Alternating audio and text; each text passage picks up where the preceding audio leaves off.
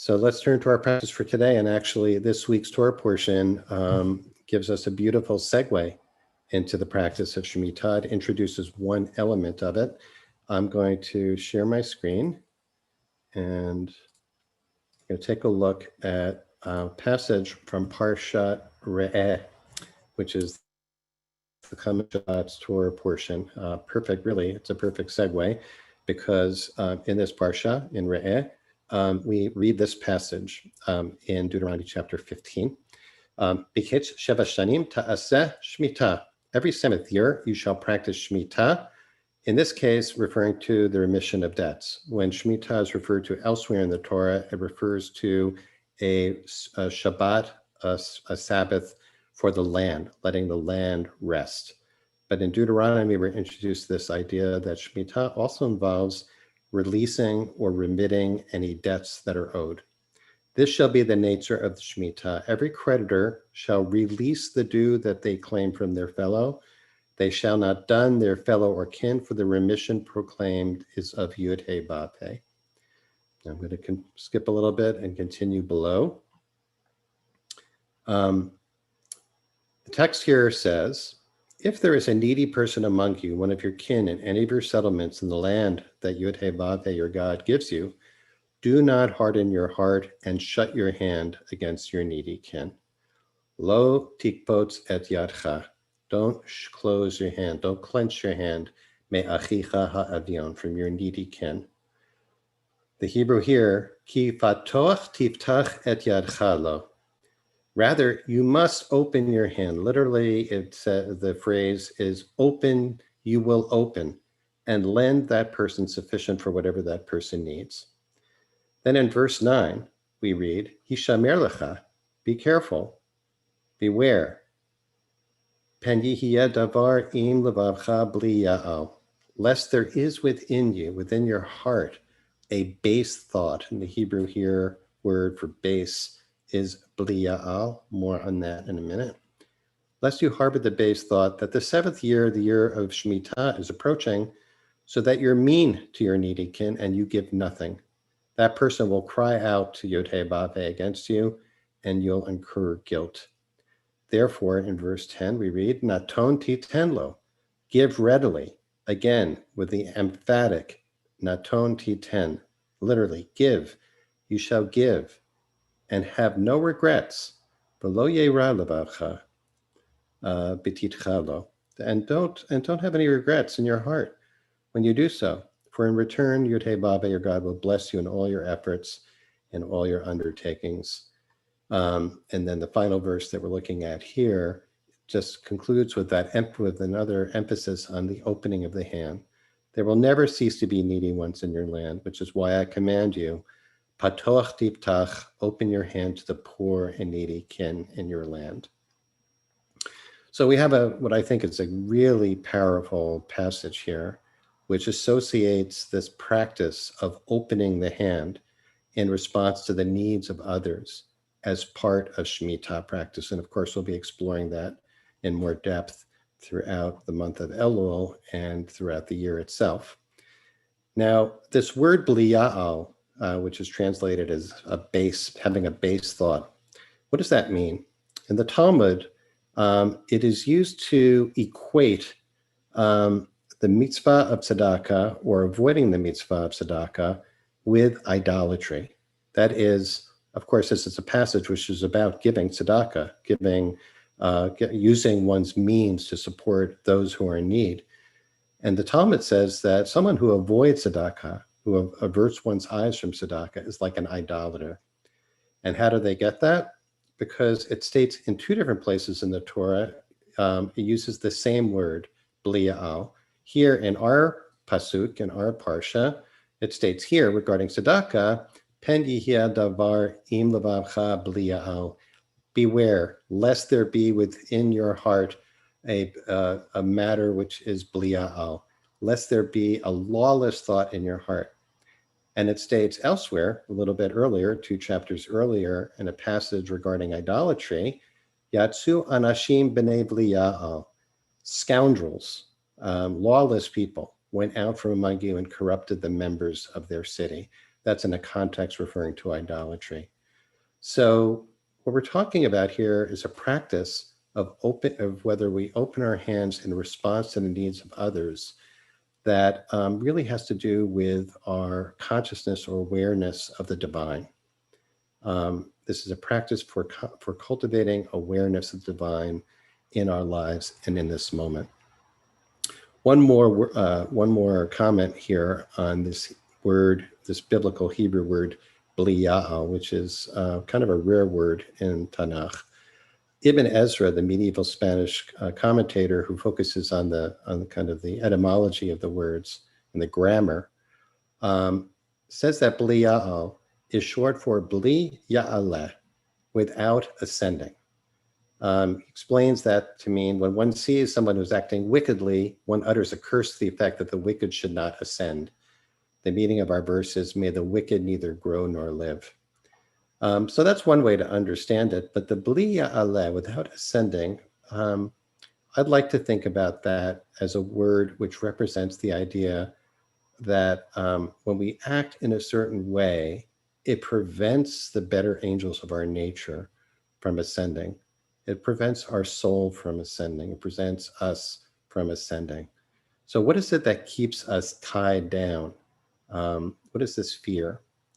The key, I think, to this practice lies in this teaching from Pirkei Avot, and this too is going to be a teaching which I think we're going to be coming across quite a bit in the Shemitah practice.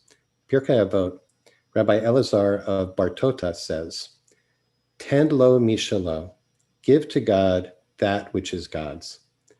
She'ata b'shelcha shelo, for you and that which is yours is of God." And then offers a proof text from Divrei Hayamim, the Book of Chronicles. It says, with regards to David, everything comes from you, God, and from your own hand have we given you. In other words, when it comes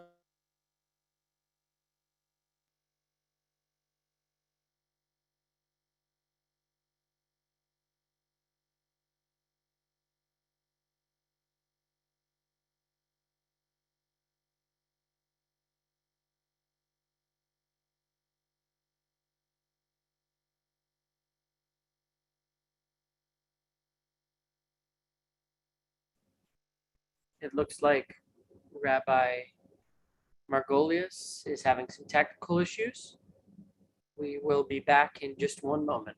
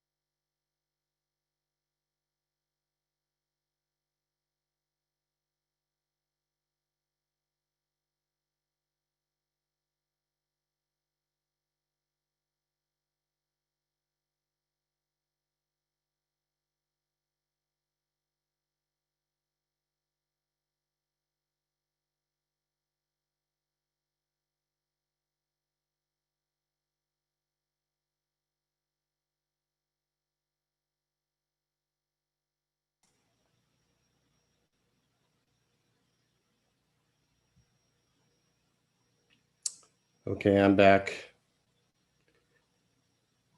Do you tell me where I lost people? I'm not totally sure. Okay. I apologize, friends. Internet snafu there. So I will quickly summarize so we can transition into our practice. I hope we got to this Pirkei Avot teaching where Rabbi Elazar of Bartota says that when it comes to tzedakah, when it comes to our material wealth, when it comes to our very being, it is intended that we give God that which is God's. For we and all that is ours is of God. Everything comes from God. Everything that we have is of God and belongs to God. And through that awareness, we become vessels through which that goodness can flow. This is the basic awareness of Shemitah, of transforming ourselves from beings who make the error of thinking that what we have belongs to us and is connected to our ego. And instead, we remember actually that it all comes from a source greater than ourselves.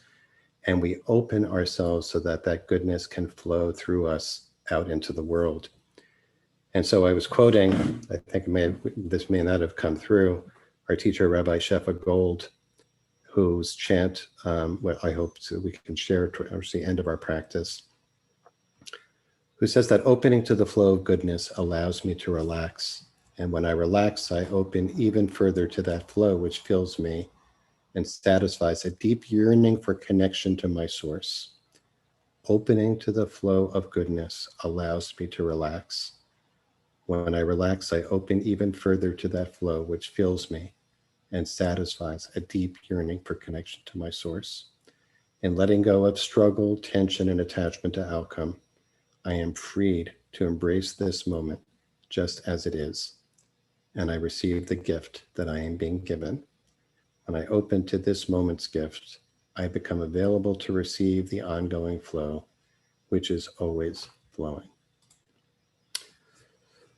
So I want to invite us to engage in the beginning of a Shemitah practice by finding a position which is comfortable for you, whether you're sitting on your chair, on a cushion, whether you're standing, whether you're walking, whether you're laying down.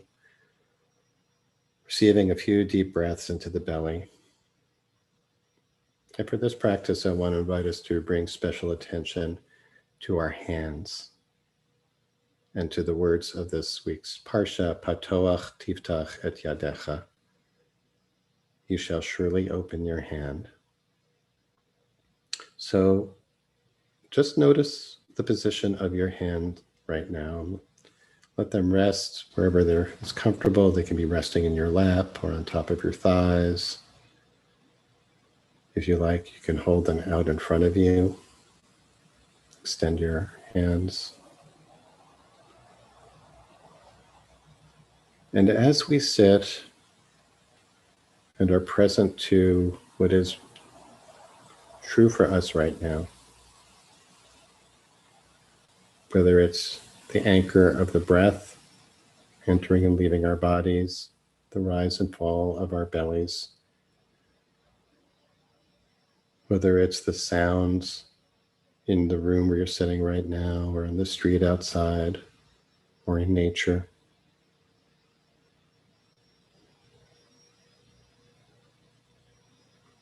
We let ourselves become a little bit more aware of the reality that we live in the flow of life.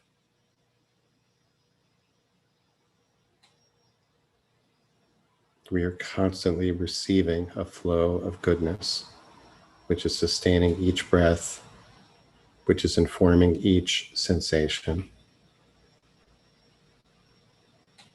and which we forget and then remember. For a few minutes right now, we just remember to breathe in that flow, to let it expand our lungs and our belly and our body and our mind and our heart. And as we do, without without really exerting effort, let's see if we can slowly unfurl the fingers of our hands. Without rushing, it could be very incremental, just to see if awareness of receiving the flow of goodness softens us enough to release, to practice Shemitah. Patoach tiftach et yadcha.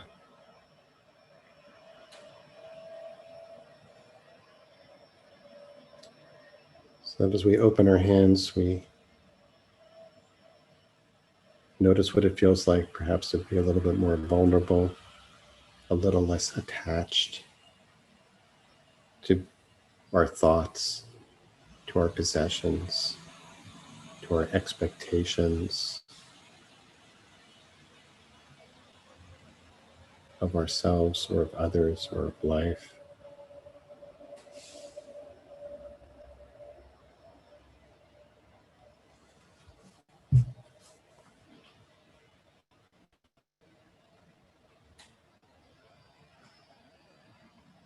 Might experiment with what it feels like to open and close the fingers, bring some ease to the joints of the fingers. Maybe feel the air of the room against our palms. Turning our hands upward if they've been facing downward, so that they're in a position of offering, of generosity.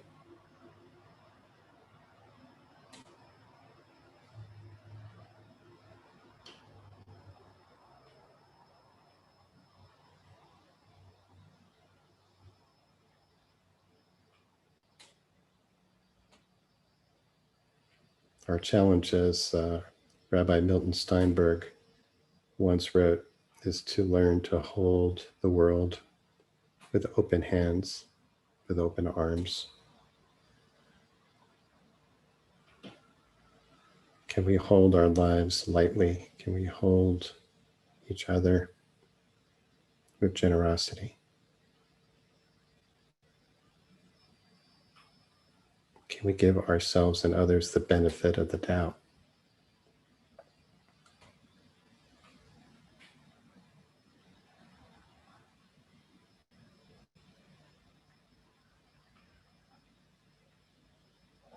Can we remember that absolutely everything we have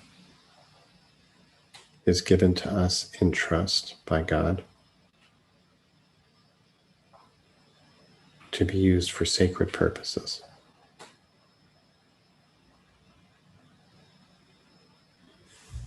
So let's sit in silence with open hands, softened hearts.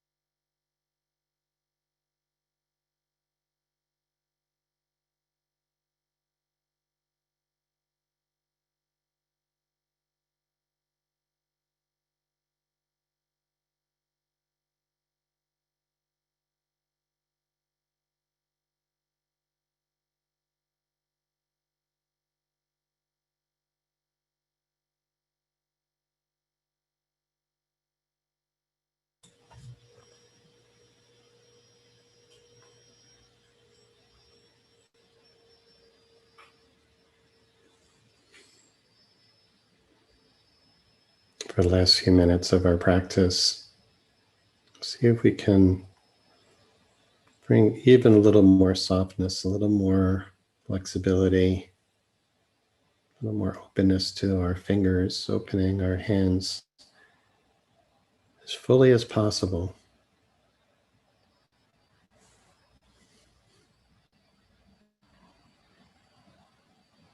And again, noticing if that induces a sense of vulnerability, fear. And remember that all of us are susceptible to thoughts that could be described as bliyao, that may be less becoming,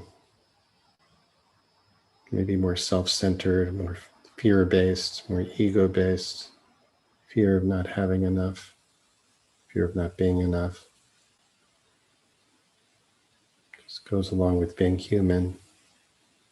And that if we can turn towards those thoughts and accept them as part of who we are, they can lose some control, lose their power.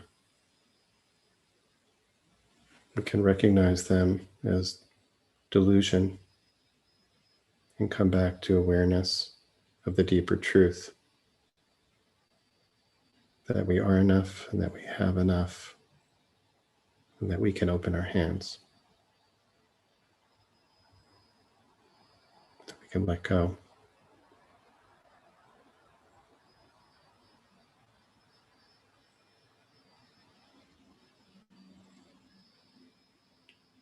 So we receive a few deep breaths again into the bellies.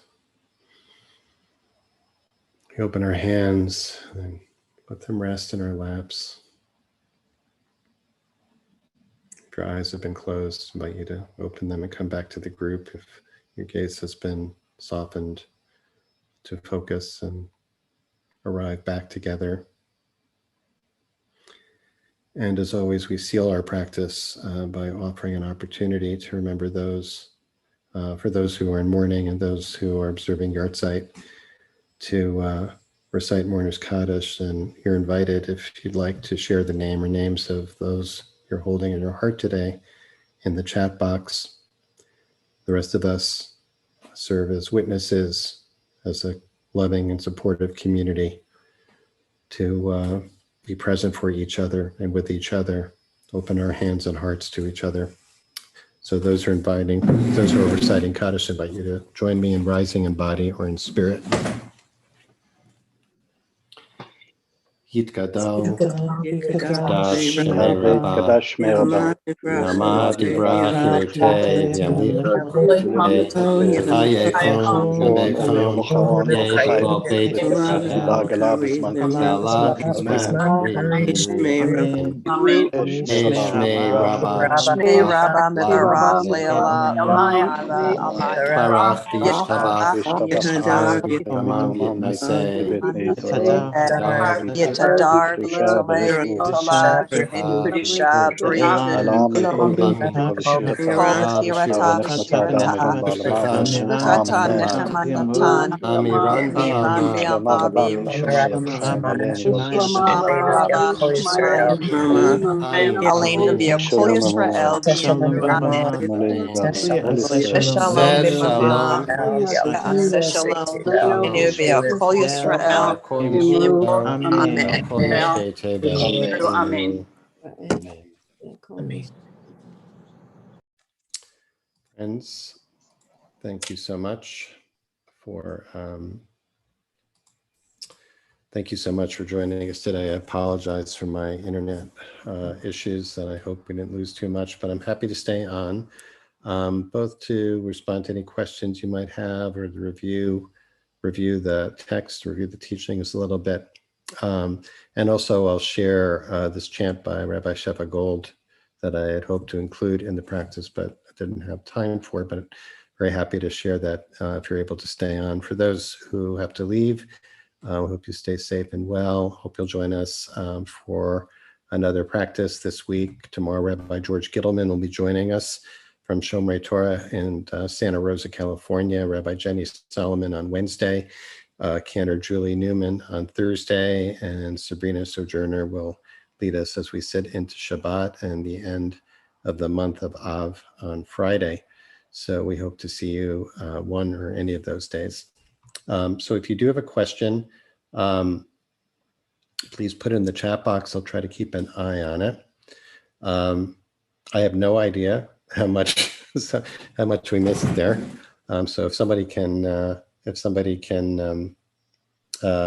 You covered it. I don't think we missed anything. you didn't miss that much. Okay, No, excellent. we lost you at the chef goal right Oh, before. really? Okay. All All right. Good. Okay. Good. I have to say that I felt a little bit ambivalent about doing this today, because I wanted to say, oh, this is so good, we need to save this for Shemitah. But I think it's a good teaser for our month of Shemitah practice and gives us an idea of what's involved, because it's very easy for people to think, oh, Shemitah, that's an agricultural mitzvah, has nothing to do with us or our lives. For those of us who are not involved in agricultural work or not living in the land of Israel. But as we see, it's really a very deep, fundamental Jewish spiritual practice. It's in some ways, it's kind of a core mindfulness practice. I hope it wasn't, I mean, there was a lot packed in there. The issue of this word bliya'al, of having a thought in our mind or in our heart that is described as an idolatrous thought. I just wanted to clarify that, what I mean by that is kind of thinking about idolatry, which is a pretty strong word. It sounds like one that is very condemnatory. And yet, I think, for me at least, idolatry is really kind of an everyday experience. It really represents, for myself, my inclination to forget what's really true, which on some level I know is not true, where I mistake myself and what I have and my being and my wants and desires as central to the universe and what should be happening in the world. And then ultimately, instead of condemning ourselves for having such thoughts, which are focused on ourselves, if we can accept those as part of what it means to be human and mortal, and even perhaps laugh at ourselves at the absurdity of what can be our self-centered thinking, and let that go, we can experience, even for a little bit, what it might feel like, as Shefa Gold said. And maybe I'll put Shefa's words back up here because they're so beautiful.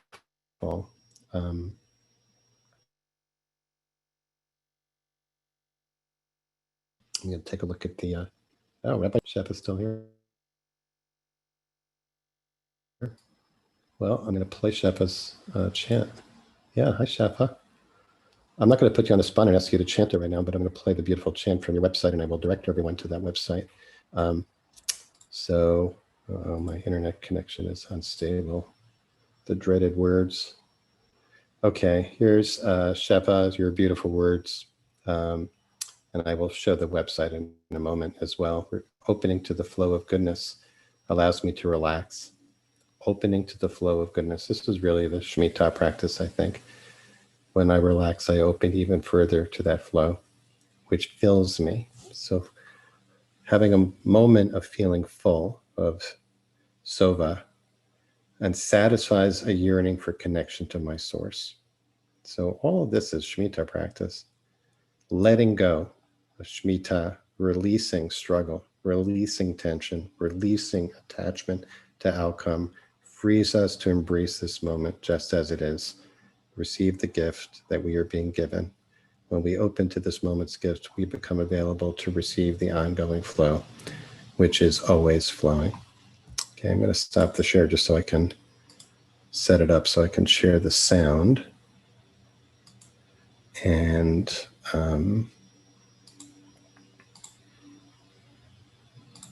okay, so I will play Rabbi Shefa Gold's chant of these words from the Ashrei, from Psalm 145. Well, we can just take this in. פותח את ידך, פותח את ידך, פותח את ידך, ומשפיע לכל חי רצון, ומשפיע לכל חי רצון. פותח את ידיך ומשפיע על כל חי רצון. פותח את ידיך ומשפיע על כל חי רצון. פותח את ידיך, פותח את ידיך, פותח את ידיך, ומשפיע לכל חי רצון, ומשפיע לכל חי רצון. פותח את ידיך ומשפיע על כל חי רצון. פותח את ידיך ומשפיע על כל חי רצון. פותח את ידיך, פותח את ידיך, פותח את ידיך, ומשפיע לכל חי רצון, ומשפיע לכל חי רצון. פותח את ידיך ומשפיע לכל חי רצון. פותח את ידיך ומשפיע לכל חי רצון. פותח את ידיך, פותח את ידיך, פותח את ידיך, ומשפיע לכל חי רצון, ומשפיע לכל חי רצון. פותח את ידיך ומשפיע לכל חי רצון. פותח את ידיך ומשפיע לכל חי רצון.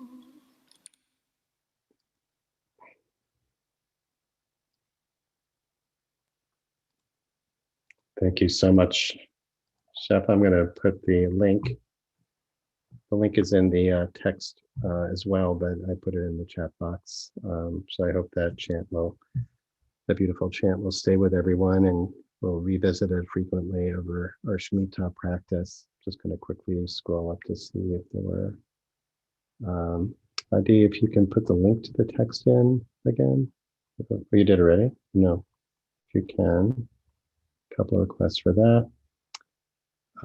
Okay, here's a question from Lori. Always a good question from Lori. Thinking of the teaching of how God pulled us out of Mitzrayim with an open hand and outstretched arm. The idea of both offering gentle support and strength to yank many out of stasis or danger. When do we use each, and how do we know when gentle and when strength? Wow, as always, a great question. I really think I appreciate you making that association of the open hand, the association between this Shemitah practice, this letting go practice, and what seems like a different kind of practice, which is using the open hand to strong hand and outstretched arm there it's the Yad Chazakah. So I think it's very helpful for us to remember that we have many tools in our spiritual toolbox, and many ways in which we can engage our hands, and that there may be times when our hands need to tighten around something, need to hold on firm, or need to be grip strongly and firmly the hand of somebody in need, or to support somebody in need, and other times when this posture of surrender, of letting go, is what's called for. So thank you for that, Lori. Really, I think a really important message. Yeah, Julie, it is maybe the open hand is kind of a posture of chesed, and this strong hand, or the Yad Chazakah, emblematic of the midah of gevurah, of strength. Oh yes, question about the Hebrew word shmita, which is a rare word in Tanakh itself, and it does seem to connote, or is usually translated as, release, of letting go. It's a year of letting go, both in regards to the land. It's called shmitat karka, shmitat kesef, which is also letting go of money, letting go of debts, as we read today in this parsha Re'eh. We can also think about those debts not just as financial debts, but we can think about as other things that we feel are owed to us, entitlements or emotional debts that we carry. Of course, many, if not all of us, carry a lot of those emotional debts that we think others owe us. What would it mean for us to begin to let some of those go, to release some of those, and to have the emotional debts that we owe to others, to be able to let them go as well? I think this all gives you all a pretty good idea of what we're in for the month of Elul. So let's leave it there. Thanks again for joining us today. Always a blessing to be with you. And for me, it's a real privilege to get to share a little bit of teaching, and honored to have Rabbi Shefa Gold present, and really delighted to share Shefa's beautiful chant. There's another one that Shefa has also of that same verse on one of her CDs, Hymn in Essence, which I also highly recommend. You can check that out on her website. So glad for the opportunity to give a shout out to Shefa. Thank you so much. Thank you so much, Adi. Thanks to all of you for being here, and look forward to seeing you back tomorrow at the usual time.